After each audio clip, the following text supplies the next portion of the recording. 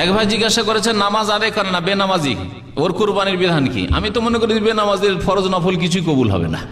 এটা আমার ব্যক্তিগত মত না, যতটুকু কোরআন হাদিস পড়েছি তাতে বুঝতে পারছি যে বেনামাজির ফরজ নফল কবুল হবে না। আল্লাহ পাকে ইসলাহ করেন, আল্লাহ পাকে নামাজি হওয়ার জন্য তৌফিক দান করেন। জি,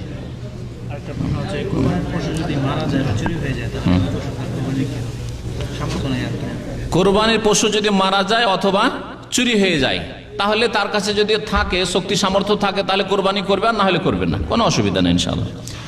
নিয়তের উপর নাকি পেয়ে যাবে, কারণ কোরবানির সে ছাগল বা একা গরু দিলে ভাগ করার কোনো দরকার নেই, আপনার গোটা পরিবার এবং যা আছে সবার নাম করে না। হ্যাঁ জি, গোটা দান করার ক্ষেত্রে, দান করার ক্ষেত্রে 3 ভাগ সমান সমান করা জরুরি নয়। যদি দেখেন ফকিরের সংখ্যা বেশি, গরিবের সংখ্যা বেশি, গ্রামে কুরবানি হয়নি, তাহলে বেশি দান করে দেন। যদি দেখা যায় আমারই প্রয়োজন বেশি, অভাব বেশি, তাহলে নিজে বেশি খান। বোঝা গেছে? আত্মীয় স্বজন, আমার বংশ বেশি, তাহলে আত্মীয় স্বজনকে বেশি খাওয়ান। যখন যেমন প্রয়োজন থাকবে তখন তেমন ভাবে কাজ করবেন। 3 ভাগ সমান সমান করতে হবে, এটা জরুরি নয়, এটা ফতুয়া শুধু এক শ্রেণীর আলেমদের। আমাদের এখানকার এক ছাত্র ভাই, তার নাম মারা গেছে। এক ভাই দোয়া চেয়েছেন, তার নানা মারা গেছে। আল্লাহ পাক রব্বুল আলমিন যেন জান্নাতবাসী করে, গুনাহ খাতা মাফ করে, এবং আল্লাহ পাক রব্বুল আলমিন যেসব ভাইরা বালা মুসিবত রয়েছেন আল্লাহ পাক তাদের বালা মুসিবত দূর করেন। জি, আমাদের দেশে সাধারণত হয় কি, যতজন পরিবার কুরবানি করে তার একটা ভাগ, ভাগের এক ভাগ নিয়ে এক জায়গায় জমা করে, পঞ্চায়েত মসজিদে করে, তারপরে ওগুলো সমানভাবে বন্টন করে, যারা কুরবানি করে না অথবা করছে সবার মাঝে বন্টন করে। কুরবানি করার ক্ষেত্রে বিভিন্ন তরিকা লোকের আবিষ্কার করেছে। যেমন বলছে যে একটা ভাগ কুরবানি থেকে নিয়ে নেয়, 3 ভাগ করে এক ভাগ জমা রাখলো, তারপরে গ্রামের একটা সমাজ তৈরি করেছে দিয়ে, হ্যাঁ মাতাব্বরের আন্ডারে, তারপরে ওটা জমা করে ফকির মিসকিনকে দান করে।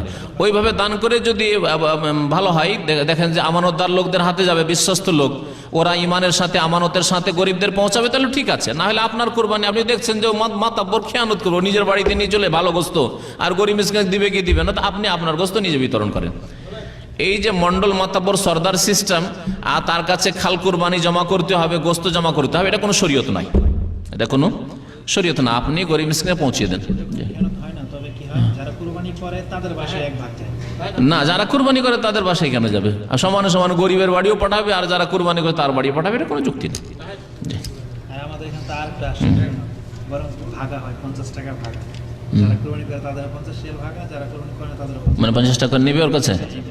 জিজ্ঞেস করলাম এটা কেন নেন, সেটা হচ্ছে মসজিদ না জায়েজ নয়। ভাবো কোরবানির গোস্ত দেবে সে যেন 50 টাকা ভাগ, আমাদের ভাই বলছেন কোরবানির গোস্ত দিবে গরিবগুলোকে যেন 50 টাকা করে কালেকশন, এই ওসিলাতে না, জায়েজ নাই। কোরবানির গোস্ত দেবেন ফ্রি ফিসাবিলিল্লাহ দিতে হবে, কারো পারিশ্রমিক হিসাবে দেওয়া জায়েজ না। ওই যে হুজুরকে দিয়ে জবাই করে নিচ্ছেন না, আর ও জবাই করলো সে যেন হুজুরকে গোস্ত দিচ্ছে, এটাও জায়েজ নয়, কারণ এটা পারিশ্রমিক হয়েছে, পারিশ্রমিক নিজের পকেট থেকে দিতে হবে, হাদিসে নিষেধ আছে। ঋণ করে কোরবানি হবে, কিন্তু কোনো প্রয়োজন নেই। হ্যাঁ, ঋণগ্রস্ত ব্যক্তি কোরবানি করবে না, কোনো প্রয়োজন করে না। কোরবানি আকিকার আলোচনা হয়ে গেছে। আকিকা গরুতে নেই, গরু উঠে কোনো ভাগা নেই। আকিকাতে ছেলে হইলে 2টো খাসি, 2টো ভেড়া ভেড়ি, 2টো বকরি, আর যদি মেয়ে হয় তো 1টি। কেউ যদি গরু দিতে চান তাহলে গোটা গরু দেন, মিল। আবার প্রশ্নে ওঠে না, বললাম যে ভাগ নেই, তারপর আবার কুরবানিতে মিলাতে পারবে কিনা, কোন কথা হইল? বুঝেন না কথা? দেয় ভুল করে।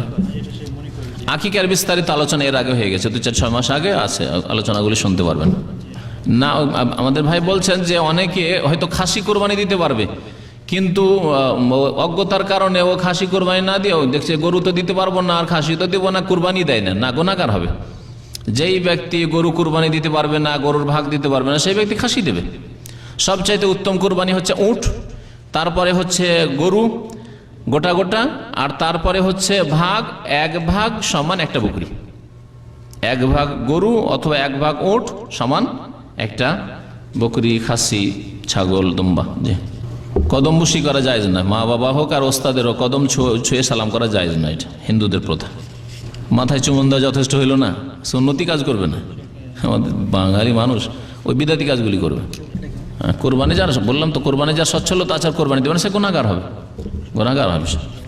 জি, দোহা আর ইশরাকে পার্থক্য আছে কিনা, এই ক্ষেত্রে 2টি মত আছে। একদল বলছে 2টি আলাদা আলাদা নামাজ, সূর্য ওঠার পরে পরে যেটা হচ্ছে ইশরাক, আর আজ দোহা যেটা একটু রোদ্রের তাপ বেড়ে যাওয়ার পরে যে নামাজটা হবে সেটা হচ্ছে দোহা। আর একদল বলছে না, দুটোই নামাজ একই নামাজ, নাম শুধু আলাদা আলাদা। ইশরাক সূর্য ওঠার পর থেকে শুরু করে মাথার ওপর সূর্য আসার আগ পর্যন্ত যে নামাজ পড়বেন সেটা দোহা ও ইশরাক।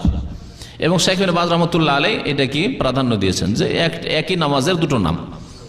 যেমন তারাবি, কিয়ামুল লাইল, কিয়াম রমজান একই নামাজের কয়েকটি নাম, তাহাজ্জুদ সব একই নামাজের কয়েকটি নাম, ওই রকমই।